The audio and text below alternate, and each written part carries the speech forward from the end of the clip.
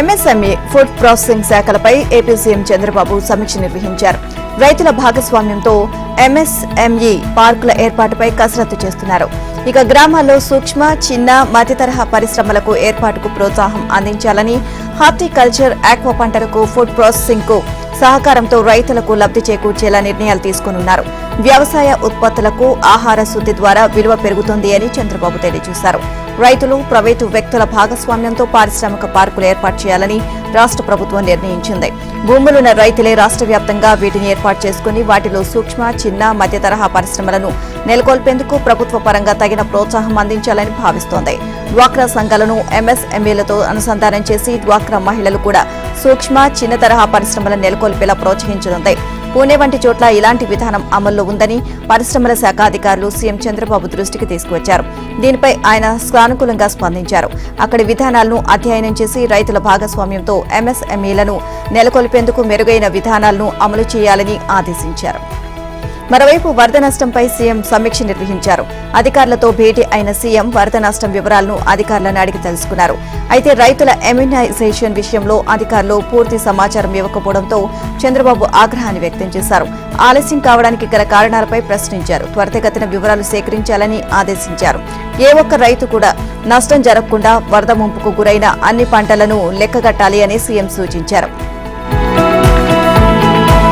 ఏపీలో వరద బాధితుల కోసం వెల్లువలా విరాళాలు అందుతున్నాయి. నిన్న ఒక్కరోజే తెలుగు రాష్ట్రాల్లోని పలువురు ప్రముఖులు సీఎం సహాయ నిధికి 17 కోట్లకు పైగా విరాళాలు ప్రకటించారు. రెడ్డి ల్యాబ్స్ ప్రతినిధి నారాయణ రెడ్డి 5 కోట్లు, కేఈ శ్యామ్ కుమార్ 2 కోట్లు, 30 లక్షలు. ఇక నియోజకవర్గ నేతలు, కార్యకర్తలు విరాళం ప్రకటించారు. ఇక అదేవిధంగా ఆంధ్ర షుగర్స్ లిమిటెడ్ కి చెందిన పెండ్యాల అచ్యుతారామయ్య 2 కోట్లు, విక్రమ్ నారాయణరావు కుటుంబ సభ్యులు 1,55,00,000, వసుధ ఫార్మా ఎం వెంకట్రామరాజు 1 కోటి, ఏఎంఆర్ గ్రూప్ మహేశ్వర్ రెడ్డి 1 కోటి, హిందూపురం ఎమ్మెల్యే నందకుమూరి బాలకృష్ణ 50 లక్షలు, ఏపీ క్రుడాయ్ వైవి రామారావు 50 లక్షలు, అక్కినేని వెంకట్ 50 లక్షలు, Shivashakti agrotech chairman Nandiga Srinivasarao, Venukonda MLA JV Anjaneyulu 50 లక్షల రూపాయలు విరాళమిచ్చారు. మరోవైపు కర్ణాటక మైసూరులోని గణపతి సచ్చిదానంద ఆశ్రమం 25 లక్షలు, కోనేరు విమలాదేవి 25 లక్షలు, కోనేరు ప్రదీప్ 25 లక్షలు, RK infra corporation Reddappagari Srinivas Reddy 20 లక్షలు, సినీ హీరో జునలగడ్డ సిద్ధార్థ్ 15 లక్షలు, కృష్ణంరాజు సాగి ఫ్రాంక్విన్ ఫార్ములేషన్స్ ప్రైవేట్ లిమిటెడ్ 15 లక్షలు, the contract carriage bus owners welfare association 15 లక్షలు, అన్నమయ్య జిల్లా పార్టీ నేతలు, కార్యకర్తలు సేకరించిన 15 లక్షల రూపాయల చెక్కును తంబళ్లపల్లి ఇన్ఛార్జ్ జయచంద్రారెడ్డి సీఎం చంద్రబాబుకు అందజేశారు. ఇక అదేవిధంగా Simha motors private limited Ravella Satish 10 లక్షలు, సినీ హీరో విశ్వక్ సేన్ 10 లక్షలు, వాస్తవ్య ప్రమోటర్స్ అండ్ డెవలపర్స్ 10 లక్షలు, వికాస్ పబ్లిక్ స్కూల్ 5 లక్షలు, విశ్వం ప్రభాకర్ రెడ్డి 5 లక్షలు, Lakshmi rush health care private limited 5 లక్షలు, కోగంటి వెంకటరామయ్య 5 లక్షలు, ఇక డాక్టర్ల ఇండ్ల రామసుబ్బారెడ్డి 5 లక్షలు, వాసిరెడ్డి సుగుణ కుమారి 3 లక్షలు అందజేశారు. దళవాయి వడ్డే సిమెంట్ పుల్లన్న 2 లక్షలు, ఎన్టీఆర్ కుటీరం ఆర్ శివాజీ 1,00,000, కొండా భాస్కర్ రావు 10,000, కె నిర్మల 10,000 రూపాయలను సీఎం చంద్రబాబుకు అందజేశారు. ఆంధ్రప్రదేశ్లో రోడ్ల పరిస్థితిపై ప్రభుత్వ ప్రధాన కార్యదర్శి నీరబ్ కుమార్ ప్రసాద్ ఆర్ఎండ్బి శాఖ అధికారులతో సమీక్ష నిర్వహించారు. సెక్రటేరియట్లో జరిగిన ఈ సమావేశంలో రోడ్ల దుస్థితి, నిధుల అవసరం, ప్రస్తుతం ఉన్న సమస్యలపై అధికారులను అడిగి వివరాలు తెలుసుకున్నారు. రోడ్ల మరమ్మతులు, నిర్మాణంలో కొత్త, మెరుగైన సాంకేతికతను వినియోగించే విషయంపై సమీక్షలో చర్చించారు. తక్కువ ఖర్చుతో ఎక్కువ మన్నిక ఉండేలా త్వరితగతిన పూర్తి అయ్యేలా రోడ్ల నిర్మాణానికి అవసరమైన ప్రతిపాదనలు సిద్ధం చేయాలని నీరబ్ కుమార్ సూచించారు. ఇక పాత పద్ధతిలో కాకుండా పలు రకాల మెటీరియల్స్, టెక్నాలజీని ఉపయోగించి రోడ్ల నిర్మాణం చేపడితే కలిగే ప్రయోజనాలపై ఆలోచించాలని సీఎం తెలిపినట్లు వారికి వివరించారు. రోడ్ల అభివృద్ధి విషయంలో 3 అంశాలు దృష్టిలో ఉంచుకోవాలి అన్నారు. ముందుగా డ్రోన్ టెక్నాలజీని వినియోగించి ఎక్కడెక్కడ పునరుద్ధరణ చర్యలు చేపట్టాలో తెలుసుకోవాలి అన్నారు. ప్రాధాన్యత క్రమంలో మొదట గుంతలు పూడ్చే పనులు వెంటనే చేపట్టాలి అని అధికారులను ఆదేశించారు. తర్వాత రోడ్లపై పడిన గంట్లను, తెగిపోయిన రహదారులను మరమ్మతు చేయాలి అన్నారు. 3వ అంశంగా రోడ్డు స్టాటిస్టిక్స్ డేటా సేకరించాలి అన్నారు. సిఆర్టీఏ కమిషనర్ కాటమినేని భాస్కర్ ను సంప్రదించి ఓఆర్ఆర్ నిర్మాణానికి అవసరమైన భూమి వివరాలు సేకరించాలి అని తెలిపారు. రాష్ట్రంలో 58,874 కోట్లతో 105 ఆన్ గోయింగ్ ప్రాజెక్టులు పురోగతిలో ఉన్నాయి అని సమీక్షలో నీరబ్ కుమార్ కు అధికారులు వెల్లడించారు. సిపిఎం జాతీయ ప్రధాన కార్యదర్శి సీతారాం ఏచూరి కన్నుమూశారు. అనారోగ్యంతో ఎయిమ్స్ లో తుది శ్వాస విడిచారు. ఆగస్టు 19 నుంచి శ్వాసకోశ సంబంధిత అనారోగ్య సమస్యలతో ఏచూరి చికిత్స పొందుతున్నారు. 2 రోజులుగా ఆరోగ్యం విషమించింది. ఈ నెల 9వ తేదీ నుంచి వెంటిలేటర్ పై ఉన్నారు. సీతారాం ఏచూరి శరీరంలో ఇన్ఫెక్షన్ ఎక్కువ అవడంతో పాటు మందులకు ఆ ఇన్ఫెక్షన్ తగ్గకపోవడంతో వైద్యులు విదేశాల నుంచి మెడిసిన్ తెప్పించినట్లు తెలిసింది. ఇక పలు విభాగాలకు చెందిన స్పెషలిస్టులు వైద్యుల బృందం చికిత్స అందించినప్పటికీ ఆయన్ను కాపాడలేకపోయారు. ఇక ఏచూరి విద్యార్థి నాయకుడిగా దాదాపు 50 ఏళ్ల క్రితం సిపిఎంలో చేరారు. 2005 నుంచి 2015 వరకు వరుసగా 3 సార్లు పార్టీ ప్రధాన కార్యదర్శిగా పనిచేశారు. 2018లో మళ్లీ ఆ పదవికి ఎన్నికయ్యారు. ఏచూరి చెన్నైలో తెలుగు కుటుంబంలో 1952 ఆగస్టు 12న జన్మించారు. ఏచూరి హైదరాబాద్ లో విద్యాభ్యాసం మొదలుపెట్టి ఢిల్లీలో పూర్తి చేశారు. జేఎన్యూ విశ్వవిద్యాలయంలో ఎంఏ ఆర్థిక శాస్త్రం చదివారు. 1975లో భారత్ లో అత్యవసర పరిస్థితి విధించిన సమయంలో అరెస్ట్ అయ్యారు. ప్రకాశం బ్యారేజ్ వద్ద ఇరుక్కున్న బోట్లను తొలగించడం ఇప్పట్లో సాధ్యమయ్యేలా కనిపించడం లేదు. రోజురోజుకు ఈ వ్యవహారం క్లిష్టతరంగా మారుతోంది. పైకి కనిపిస్తున్న 2 బోట్లలో ఒక బోటునైనా ముక్కలు చేయాలని సీలయన్ కంపెనీ, బెకమ్ కంపెనీ ఇంజనీర్లు భావించారు. కానీ ఇది సాధ్యం కాలేదు. నీళ్లలో బోటు కటింగ్ కు ఎక్కువ సమయం పడుతోంది. గురువారం ఉదయం బోటు పైభాగాన్ని కట్ చేశారు. ఈ బోట్ల తయారీకి బాగా మందపాటి ఇనుపు రేకును ఉపయోగించారు. 9 మీటర్ల మేర 2 వరుసలో కలిపి 18 మీటర్ల రేకును కట్ చేయాలి. నీటిలో మునిగి ఉన్న వైపు భాగాన్ని కూడా కలుపుకుంటే మరింత ఎక్కువ కట్ చేయాల్సి ఉంటుంది. ప్రస్తుతం పైకి కనిపిస్తున్న భాగం కటింగ్ పూర్తయింది. నీళ్లలో మునిగి ఉన్న భాగాన్ని కట్ చేయడం కష్టంగా మారింది. డ్రైవర్లు నీటిలో గంట సేపు మాత్రమే ఉండగలుగుతున్నారు. ప్రస్తుతం అడుగు నుంచి కటింగ్ కొనసాగుతోంది. ఇక ఈ నేపథ్యంలో ఒక్కో బోటును 2 ముక్కలు చేయాలి అన్న నిర్ణయానికి ఇంజనీర్లు వచ్చారు. ఇటు ప్రకాశం బ్యారేజీ వైపు నుంచి అటు నదికి ఒడ్డున ఉన్న మోడల్ గెస్ట్ హౌస్ వైపు నుంచి ఐరన్ రోప్లు ఏర్పాటు చేసి ఆ 2 ముక్కలు వేరు చేయాలి అని భావిస్తున్నారు. దీనికోసం కాకినాడ నుంచి 10 మందితో కూడిన రిగ్గింగ్ టీం విజయవాడకు చేరుకున్నారు. పాపికొండలో కచ్చలూరు వద్ద బోటు నీట మునిగినప్పుడు కీలకంగా పనిచేసిన అబ్బులు టీం ఇక్కడకు చేరుకుంది. నీళ్లలోని బోట్లను లాగడంతో ఈ బృందానికి మంచి నైపుణ్యం ఉంది. ఇక మోడల్ గెస్ట్ వద్ద గల షూట్ పై భారీ రోప్ ను ఏర్పాటు చేసి ముక్కలైన బోటు భాగాన్ని లాగుతున్నారు. ఈ ప్రక్రియ శుక్రవారం మధ్యాహ్నం మొదలవుతుంది అని భావిస్తున్నారు. ఇక ఒక్క బోటు కటింగ్ కు 2 రోజుల సమయం పట్టింది. బ్యారేజీ వద్ద మొత్తం 3 బోట్లు ఉన్నందున వారం రోజుల వరకు సమయం పట్టే సూచనలు కనిపిస్తున్నాయి. కడప ఎమ్మెల్యే జగన్ పై మాజీ మంత్రి గంటా శ్రీనివాసరావు కీలక వ్యాఖ్యలు చేశారు. అరాచకాలకు జగన్ బ్రాండ్ అంబాసిడర్ గా మారాడని ధ్వజమెత్తారు. మొన్నటి ఎన్నికల్లో వైసీపీని ప్రజలు చిత్తుగా ఓడించినా జగన్ లో ఇంకా మార్పు రాలేదు అని విమర్శించారు. ప్రజలకు మేలు చేస్తున్న కూటమి సర్కార్ను బర్తరఫ్ చేయాలని, రాష్ట్రపతి పాలన పెట్టాలని డిమాండ్ చేయడం వింతగా ఉంది అన్నారు. తన పార్టీని ఘోరంగా ఓడించినందుకు ప్రజలపై జగన్ కక్ష తీర్చుకునేందుకు ప్రయత్నిస్తున్నారని ఆరోపించారు. పవన్ కళ్యాణ్ వరద బాధితులను ఆదుకున్నారని అన్నారు. ఏపీకి 5 కోట్లు, తెలంగాణకు 1 కోటి రూపాయలు విరాళం ఇచ్చిన డిప్యూటీ సీఎంపై వైసీపీ నేతలు విమర్శలు చేయడం విడ్డూరంగా ఉంది అన్నారు. జగన్ లాగా పవన్ లక్షల కోట్ల రూపాయలు అక్రమంగా సంపాదించలేదు అన్నారు. 100 కోట్లున్న జగన్ 1 కోటి రూపాయల విరాళం ప్రకటించారని, దీనివల్ల వైసీపీ ఎమ్మెల్యేలు పక్కచూపులు చూస్తున్నారని గంటా శ్రీనివాస్ ఎద్దేవి చేశారు. కూటమి గేట్లు ఎత్తేస్తే వైసీపీలో జగన్ ఒక్కరే మిగులుతారని జోస్యం చెప్పారు. బాధితులకు ప్రభుత్వం చేస్తున్న సహాయంపై లేనిపోని విమర్శలు చేస్తే జగన్ చరిత్రహీనులవుతారని అన్నారు. మాజీ మంత్రి కాకానీపై టీడీపీ ఎమ్మెల్యే సోమిరెడ్డి కోటంరెడ్డి తీవ్ర ఆగ్రహాన్ని వ్యక్తం చేశారు. కాకానీ సవాల్ను స్వీకరించి ఆరోపణలు తిప్పికొట్టారు. ముందుగా సూరాయపాలెం ఇసుక రీచ్లో అక్రమాలు జరుగుతున్నాయని, 100 కోట్ల అవినీతి జరిగిందని, దమ్ముంటే సోమిరెడ్డి అక్కడికి రావాలి అంటూ కాకానీ సవాల్ విసిరారు. సవాలుకు స్వీకరించిన సోమిరెడ్డి, కోటంరెడ్డిలు పొదలకూరు మండలం సూరాయిపాలెం ఇసుక రీచ్కు వెళ్లి పరిశీలించారు. అక్కడ ఏం అన్యాయం, అవినీతి జరుగుతుందో చూపాలి అంటూ ప్రతి సవాల్ చేశారు. ఇక ఇసుక ట్రేడింగ్ టన్నుకు 128.60 ఫైల్ ఖర్చవుతుందని, సూరాయిపాలెం రీచ్ లోనే తక్కువ ఖర్చుకు లభ్యమవుతుందని వారు వివరించారు. 100 కోట్లు దోపిడీ అంటూ కాకాని సిగ్గు లేకుండా ఆరోపణలు చేస్తున్నాడు అని మండిపడ్డారు. గతంలో కాకాని 14 కోట్లు ట్యాక్స్ లేకుండా 20 లక్షల క్యూబిక్ మీటర్లు మట్టిని ఎత్తేశారు అని ఆరోపించారు. ఆ మట్టిని రైతుల పేర్లతో ఇతర రాష్ట్రాలకు తరలించారని, రొయ్యల గుంటలు, రియల్ ఎస్టేట్ వ్యాపారాలకు కాకాని మట్టి తోలి కోట్లాది రూపాయలు కొట్టేశారని అన్నారు. మరోవైపు జగన్ టైం 10 ఏళ్లు అయిపోయిందని, 13 కేసుల్లో బోన్లో నిలబడాలని అన్నారు. జైలుకు వెళ్లే సమయం వచ్చిందని, జైలుకు వెళ్లడానికి జగన్ కాకానికి సిద్ధంగా ఉండాలి అన్నారు. ఇదే విధంగా ఏపీని వైసీపీ పాలనలో దోపిడీ చేశారని, రాష్ట్రాన్ని దివాలా తీశారని ఎమ్మెల్యే కోటంరెడ్డి మండిపడ్డారు. చంద్రబాబు అపార అనుభవంతో మళ్లీ మహాయజ్ఞం చేస్తున్నారని కొనియాడారు. వరదల్లో ప్రజలు వద్దకు వెళ్లారు అని చెప్పారు. ఇక జగన్ నుంచి గోవర్ధన్ రెడ్డి వరకు నోటికి వచ్చినట్లు మాట్లాడుతున్నారని అన్నారు. సర్వేపల్లి నియోజకవర్గంలో కాకాని ఏమీ మిగల్చలేదని, మట్టి, గ్రావెల్, క్వార్జ్ అన్నీ దోచేశాడు అని ఆరోపించారు. ఏపీలో మైనింగ్ శాఖ మాజీ ఎండీ వెంకటరెడ్డిపై ఏసీబీ కేసు నమోదు చేసింది. నిబంధనలకు విరుద్ధంగా 120 కోట్ల మేర అక్రమాలకు పాల్పడినట్లు గుర్తించిన ఏసీబీ డీజీ ఆదేశాల మేరకు తనిఖీలు చేపట్టింది. మైన్స్, జియాలజీ టెండర్లు, ఒప్పందాలు, ఎన్జీటీ నిబంధనలు, ఇసుక మైనింగ్ కార్యకలాపాల్లో నిబంధనలు ఉల్లంఘన చేసినట్లు నివేదిక సమర్పించారు. ప్రభుత్వ ఆసుపత్రితో అనుమతితో ప్రాథమిక విచారణ చేపట్టింది. అలాగే తన అధికారాన్ని వెంకటరెడ్డి దుర్వినియోగం చేసినట్లు ప్రాథమికంగా గుర్తించారు.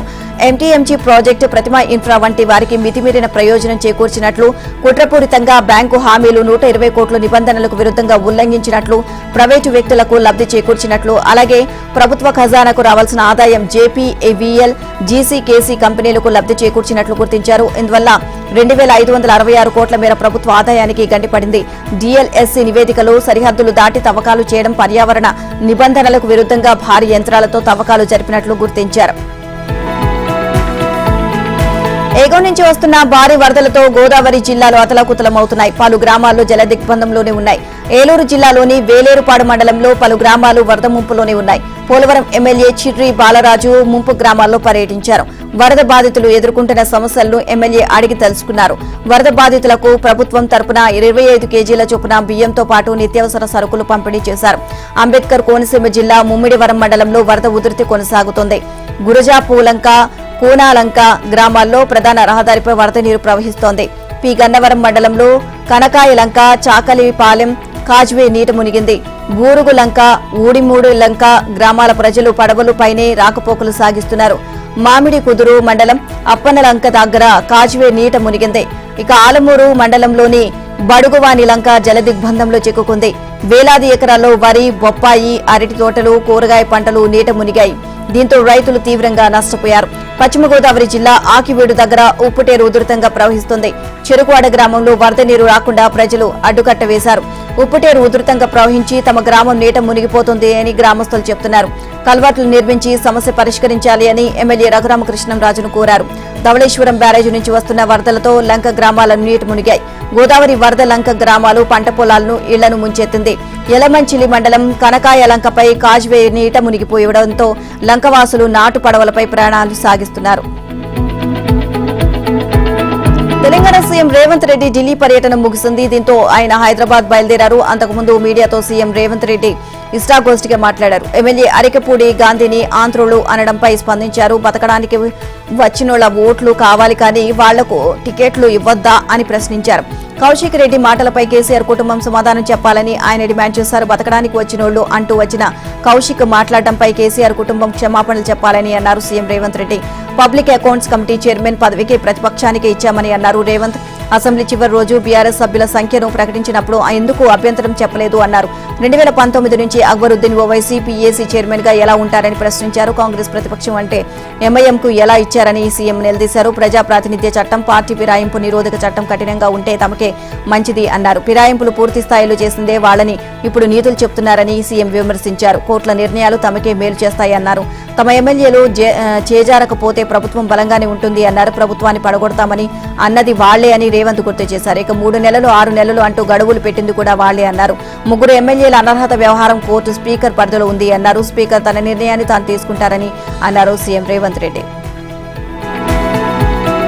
తెలంగాణ మంత్రి సీతక్క ములుగు జిల్లాలో విస్తృత పర్యటన చేశారు. పర్యటనలో భాగంగా పలు అభివృద్ధి కార్యక్రమాలను ఆమె ప్రారంభించారు. ములుగు మండలం మలంపల్లిలో ఇందిరా మహిళా శక్తిలో భాగంగా Shri Mahalakshmi milk parlour, embroidery works and saree centre, studio, కిరాణా షాప్ ను ఓపెన్ చేశారు. అదేవిధంగా జాకారం గ్రామంలో 28 లక్షలతో నిర్మించిన పాల శీతలీకరణ కేంద్రాన్ని మహబూబాబాద్ ఎంపీ బోరిక బలరాం నాయక్ తో కలిసి సీతక్క ప్రారంభించారు. ఇక ప్రారంభోత్సవంలో మాట్లాడిన సీతక్క మహిళలను అభివృద్ధి పదంలో నడిపించడం కోసం రాష్ట్ర ప్రభుత్వం అనేక సంక్షేమ కార్యక్రమాలు చేపడుతుంది అన్నారు. అంబేద్కర్ స్ఫూర్తితో ప్రతి మహిళా సంఘానికి వడ్డీ లేని రుణాన్ని ఇచ్చి ప్రతి మహిళను కోటేశ్వరం చేయడం కోసం ముఖ్యమంత్రి రేవంత్ రెడ్డి పనిచేస్తున్నారని తెలియజేశారు. రాష్ట్రంలో ప్రతి గ్రామానికి కనెక్టివిటీ రోడ్డు ఇవ్వాలన్నదే తమ ప్రభుత్వ లక్ష్యమని, కోట్ల రూపాయలతో ములుగులో రోడ్ల ప్రతిపాదనలు సిద్ధం చేసి శాంక్షన్ చేశామని తెలియజేశారు. ఈ పనులు త్వరలోనే ప్రారంభమవుతాయని ఆమె తెలిపారు. అదే సమయంలో కాంట్రాక్టర్స్ అధికారులను మంత్రి సీతక్క హెచ్చరించారు. పనులు నాణ్యత ఉండాలి అని, లేకుంటే భవిష్యత్తులో కాంట్రాక్టర్లకు పనులు ఇవ్వబోము అని హెచ్చరించారు. పనులను నిరంతరం పర్యవేక్షిస్తూ నాణ్యత ఉండేలా చూడాలని అధికారులకు సూచించారు. మరోవైపు రామప్ప అభివృద్ధి కోసం 100 కోట్ల రూపాయలు కేటాయించాలని కేంద్రానికి రాష్ట్ర ప్రభుత్వం ప్రతిపాదనలు పంపిందని సీతక్క తెలియజేశారు. అదేవిధంగా మేడారంలో శాశ్వత నిర్మాణాలకు పంచాయతీరాజ్, టూరిజం శాఖల నుంచి నిధులు కేటాయించడం జరిగింది అని పేర్కొన్నారు.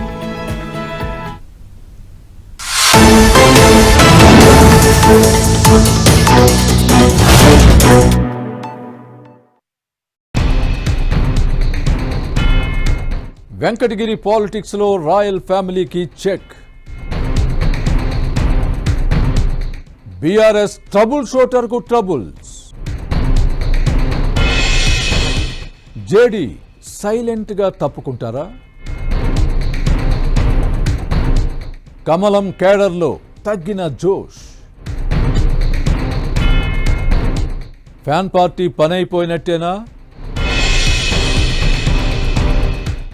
ఇన్సైడ్ ఉదయం 6:30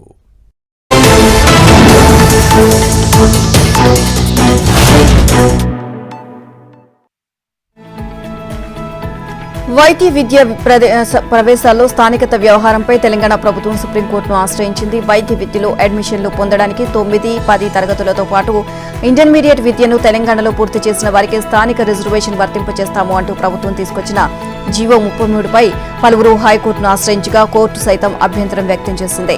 రాష్ట్రంలో వరుసగా 4 ఏళ్లు చదువుకోలేదన్న కారణంతో శాశ్వత నివాసులకు ఎంబీబీఎస్, బీడీఎస్ అడ్మిషన్ నిరాకరించకూడదు అని సదరు ఆదేశాల్లో పేర్కొంది. దీన్ని సవాల్ చేస్తూ తాజాగా రాష్ట్ర ప్రభుత్వం సుప్రీంకోర్టులో పిటిషన్ దాఖలు చేసింది.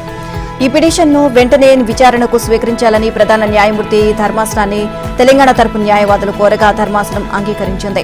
అయితే వైద్య విద్య ప్రవేశాలపై సందిగ్ధ నెలకొన్న వేళ సుప్రీంకోర్టు ఏం తీర్పు వెలువరిస్తుంది అన్న అంశంపై ఉత్కంఠ నెలకొంది.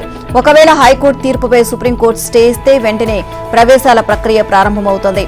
ఒకవేళ హైకోర్టు తీర్పును సమర్థిస్తే మాత్రం కౌన్సిలింగ్ ప్రక్రియ మరింత ఆలస్యమయ్యే అవకాశం ఉంది అని వైద్య శాఖ వర్గాలు అభిప్రాయపడుతున్నాయి. ఎస్సీ వర్గీకరణపై అధ్యయనం కోసం తెలంగాణ ప్రభుత్వం మంత్రుల కమిటీని ఏర్పాటు చేసింది. ఇందులో 5 మంత్రులు ఉండగా ఒక ఎంపీ ఉన్నారు. ఈ మేరకు సీఎస్ శాంతకుమారి ఉత్తర్వులు జారీ చేశారు. మంత్రి ఉత్తమ్ కుమార్ రెడ్డి చైర్మన్ గా, మంత్రులు దామోదర, దుద్దిళ్ల, పొన్నం సీతక్కతో పాటు ఎంపీ మల్లు రవిని సభ్యులుగా నియమించారు. ఎస్సీ అభివృద్ధి శాఖ ముఖ్య కార్యదర్శి ఈ కమిటీకి కన్వీనర్ గా వ్యవహరిస్తారు. ఎస్సీల వర్గీకరణ చేపట్టాలి అంటూ ఆగస్టు 1న సుప్రీంకోర్టును అనుసరించి కమిటీని ఏర్పాటు చేస్తున్నట్లు ప్రభుత్వం ప్రకటించింది. తీర్పును అధ్యయనం చేయాలని, ఉపవర్గీకరణకు సంబంధించిన అన్ని అంశాలను పరిశీలించాలని కమిటీకి తెలిపింది. ఆ తర్వాత ఎస్సీ వర్గీకరణపై ఎలా ముందుకు వెళ్లాలో సూచిస్తూ ప్రభుత్వానికి సిఫార్సులు చేయాలని ఆదేశించింది. 4వసారి ముఖ్యమంత్రిగా బాధ్యతలు స్వీకరించిన సీఎం చంద్రబాబు నాయుడిని తెలంగాణ జల వనరుల శాఖ మంత్రి ఎన్ ఉత్తమ్ కుమార్ రెడ్డి అభినందించారు. తన మిత్రుడి ఇంట జరిగిన ఓ కార్యక్రమానికి హాజరయ్యేందుకు విజయవాడకు వెళ్లిన ఉత్తమ్ కుమార్ రెడ్డి దంపతులు వెలగపూడి సచివాలయంలో సీఎం చంద్రబాబుతో భేటీ అయ్యారు. బాబుకు అభినందనలు తెలియజేశారు. ఇక ముఖ్యమంత్రిగా 4వసారి బాధ్యతలు స్వీకరించడం పట్ల సంతోషంగా ఉంది అని ముఖ్యమంత్రితో ఉత్తమ్ కుమార్ రెడ్డి అన్నారు. అయితే ఇరువురి మధ్య స్నేహపూర్వక పరస్పర అభినందనలు మినహా రాష్ట్రాల అంశాలు ప్రస్తావనకు రాలేదని ఉత్తమ్ కుమార్ రెడ్డి తెలియజేశారు. ఖమ్మం జిల్లాలో భారీ వర్షాలు, వరద నష్టంపై క్షేత్రస్థాయిలో పరిశీలనకు కేంద్ర బృందం 2వ రోజు జిల్లాలో పర్యటించింది. జాతీయ విపత్తు నిర్వహణ సంస్థ అడ్వైజర్ కల్నల్ కేపీ సింగ్ నేతృత్వంలో మహేష్ కుమార్, శాంతినాథ్ శివప్ప, ఎస్కే కుష్యాహా, నియాల్ కన్సర్న్, డాక్టర్ శశివర్ధన్ రెడ్డిలతో కూడిన కేంద్ర బృందం 3 చొప్పున 2 బృందాలుగా విడిపోయి జిల్లాలో పర్యటించింది. మొదటి బృందం ఖమ్మం రూరల్ మండలం పోలేపల్లి రాజు గృహకల్ప, ఖమ్మం నగరంలోని కాల్వ ఒడ్డు, బొక్కలగడ్డ, ప్రకాష్ నగర్, మున్నేరు బ్రిడ్జి, మోతీనగర్ ప్రాంతాల్లో పర్యటించి నష్టాన్ని అంచనా వేయగా రెండో బృందం ఖమ్మం రూరల్ మండలం దానవాయిగూడెం, తల్లంపాడు, తల్దారుపల్లి, తనగంపాడు నగరంలోని ప్రకాష్ నగర్, మోతీనగర్, జలగం నగర్, బొక్కలగడ్డ ప్రాంతాల్లో పరిస్థితిని అంచనా వేసింది. ముంపు ప్రాంతాల్లో తిరుగుతూ మున్నేరు ఉధృతి ప్రవాహం ఏ మేరకు వచ్చింది, ప్రవాహం ఎంత సమయం మేర నిలిచింది, నష్ట వివరాలను ఫోటో ఎగ్జిబిషన్ ద్వారా జిల్లా కలెక్టర్ ముజమ్మిల్ ఖాన్ కేంద్ర బృందానికి వివరించారు. దెబ్బతిన్న ఇండ్లు సర్వం కోల్పోయి కట్టుబట్టలతో మిగిలిన కుటుంబాలను కేంద్ర బృందం సభ్యులు జరిగిన నష్టాన్ని అడిగి తెలుసుకున్నారు. అదే సమయంలో రాష్ట్ర గనులు, భూగర్భ ఖనిజాల శాఖ కార్యదర్శి సురేంద్ర మోహన్ సైతం ముంపు ప్రాంతాల్లో పర్యటించారు. భారీ వర్షాలు, వరదల విధ్వంసాన్ని క్షేత్రస్థాయిలో పరిశీలించినట్లు ఫోటో ఎగ్జిబిషన్ ద్వారా ఈ రోజు విలయాన్ని కళ్లకు కట్టినట్లు అర్థమవుతోంది అని, జరిగిన నష్టాన్ని కేంద్ర ప్రభుత్వానికి నివేదిక సమర్పించనున్నట్లు కేంద్ర బృందానికి నాయకత్వం వహించిన కల్నల్ కేపీ సింగ్ తెలియజేశారు. కొల్లాపూర్ మున్సిపాలిటీ చుక్కాయిపల్లిలో వైర్లెస్ సీసీ కెమెరాలను ఏర్పాటు చేశారు. ఈ సీసీ కెమెరాలను స్థానిక డీఎస్పీ శ్రీనివాస్ యాదవ్ ప్రారంభించారు. అనంతరం సీసీ కెమెరాలను సొంత డబ్బులతో కొనుగోలు చేసి గ్రామం భద్రత కోసం అందించిన దాతలను ఆయన సన్మానించారు. ఒక్క సీసీ కెమెరా 100 మంది పోలీసులతో సమానమని, ప్రతి గ్రామం, ప్రతి వీధిలో సీసీ కెమెరాలను ఏర్పాటు చేయాలి అని డీఎస్పీ తెలియజేశారు. ఇక దొంగతనాలు, గొడవలు, ఆడపిల్లలను అల్లరి చేసే నేరగాళ్లు, అసాంఘిక శక్తులను సీసీ కెమెరాలు పట్టిస్తాయని ఆయన తెలిపారు. ఈ సందర్భంగా పోలీసుల అధికారులు, సిబ్బందిని గ్రామస్తులు ఘనంగా సన్మానించారు. 6 ఏళ్ల బాలికపై అత్యాచారం చేసి ఆపై హత్య చేసిన నిందితుడికి న్యాయస్థానం మరణశిక్ష విధించింది. నేరం రుజువు కావడంతో కఠిన శిక్ష విధిస్తూ సంగారెడ్డిలోని ప్రత్యేక ఫోక్సో కోర్టు న్యాయాధికారి జయంతి తీర్పు చెప్పారు. ఇందుకు సంబంధించిన పూర్తి వివరాలు జిల్లా ఎస్పీ చెన్నూరి రూపేష్ విలేకరుల సమావేశంలో వెల్లడించారు. బీహార్లోని జమూయి జిల్లా సికిందర్ తాలూకు చెందిన గఫార్ అలీఖాన్ బీడీఎల్లో కూలి పనులు చేస్తుండేవాడు. 2023 అక్టోబర్ 16వ తేదీన సంగారెడ్డి జిల్లా బానూరు బీడీఎల్కు చెందిన 6 సంవత్సరాల బాలికకు కూల్ డ్రింక్లో మద్యం కలిపి తాగించి పత్తి చేనులోకి తీసుకువెళ్లి అత్యాచారానికి పాల్పడ్డాడు. ఈ విషయం ఎవరికైనా చెబుతుంది అని భయపడి హత్య చేశాడు. అనంతరం అక్కడి నుంచి పరారయ్యాడు. బాలిక తల్లిదండ్రులు ఫిర్యాదు మేరకు బీడీఎల్ భానూరు పోలీసులు వివిధ సెక్షన్లతో పాటు ఎస్సీ ఎస్టీ వేధింపుల నిరోధక చట్టం కింద కూడా కేసు నమోదు చేశారు. డీఎస్పీ పురుషోత్తం రెడ్డి దర్యాప్తు జరిపారు. పోలీసులు సమర్పించిన అన్ని ఆధారాలను పరిశీలించిన న్యాయాధికారి నిందితుడు గఫార్ అలీఖాన్ కు మరణ శిక్ష విధించారు. బాధితురాలి కుటుంబీకులకు 10 లక్షల రూపాయల నష్టపరిహారం ఇవ్వాలని ప్రభుత్వాన్ని ఆదేశించారు. ఈ కేసుపై ప్రత్యేక దృష్టి సారించిన జిల్లా ఎస్పీ రూపేష్ హైకోర్టును ఆశ్రయించి సత్వర విచారణ జరిగేలా అనుమతి తీసుకున్నారు. దీంతో కేవలం 11 నెలల్లోనే కోర్టులో విచారణ పూర్తయింది. ఇటీవల కురిసిన భారీ వర్షాలకు మున్నేరుకు వచ్చిన వరదల వల్ల ఖమ్మం జిల్లాలో వేలాది మంది ప్రజలు నివాసం కోల్పోయి నిరాశ్రులయ్యారు. ఇక నగర శివారు మున్నేరు వాగు పరిసర ప్రాంతంలో నివసించే స్థానికులు సర్వస్వం కోల్పోయి నిరాశ్రయులయ్యారు. వారికి కట్టుబట్టలు తప్ప ఏమీ మిగల్లేదు. వందలాది మంది విద్యార్థులు పాఠ్యపుస్తకాలు, నోట్బుక్, సర్టిఫికెట్స్ వరద ప్రవాహంలో కొట్టుకుపోయాయి. ఇటువంటి పరిస్థితుల్లో జిల్లా కలెక్టర్ పిలుపు మేరకు నా ఖమ్మం కోసం నేను అనే నినాదంతో Konijerla Samatha super gems school విద్యార్థులు వరద బాధితుల సహాయార్థం విరాళాల సేకరణ ప్రారంభించింది. విద్యార్థులు నా ఖమ్మం కోసం నేను వరద బాధితులకు సహాయం అనే నినాదంతో ప్లగార్డులు పట్టుకుని కొనిజర్ల పురవీధుల్లో, ప్రభుత్వ కార్యాలయాలు, దుకాణాల్లో చిన్నారులు విరాళాల సేకరణ చేపట్టారు. ప్రిన్సిపల్ కోనతం ఉమాశంకర్ మొదటి విరాళం వేసి కార్యక్రమాన్ని ప్రారంభించారు. ఇక తమ స్కూల్ ద్వారా స్వీకరించిన విరాళాల్ని కలెక్టర్ ద్వారా సీఎం రిలీఫ్ ఫండ్ కు అందజేస్తామని ప్రిన్సిపల్ కోనతం ఉమాశంకర్ తెలియజేశారు. ఈ కార్యక్రమంలో పాఠశాల ఉపాధ్యాయుని, ఉపాధ్యాయులు పాల్గొన్నారు. కోల్కతా ఆర్షికర్ ప్రభుత్వ ఆసుపత్రిలో జరిగిన అత్యాచార ఘటనపై ఆందోళన చేస్తున్న జూనియర్ డాక్టర్లు తమ వైఖరిని సడలించుకోవడం లేదు. చర్చలకు రావాలని ముఖ్యమంత్రి మమతా బెనర్జీ ఆహ్వానించినప్పటికీ వారు సానుకూలంగా స్పందించలేదు. వరుసగా 3వ రోజు కూడా ప్రభుత్వం, జూనియర్ డాక్టర్ల మధ్య చర్చలు జరగలేదు. దీనిపై స్పందించిన మమతా కీలక వ్యాఖ్యలు చేశారు. సామాన్యులకు న్యాయం చేయడం కోసం పదవిని వదులుకోవడానికి నేను సిద్ధంగా ఉన్నానని ప్రకటించారు. అయితే ఈ ఆందోళన వెనుక రాజకీయాలు ఉన్నాయని ఆరోపించారు. చాలా మంది డాక్టర్లు చర్చకు సుముఖంగా ఉన్నారు అన్న సంగతి నాకు తెలుసు. కానీ కొద్దిమంది మాత్రం ప్రతిష్టంభన ఏర్పడాలి అని కోరుకుంటున్నారని విమర్శించారు.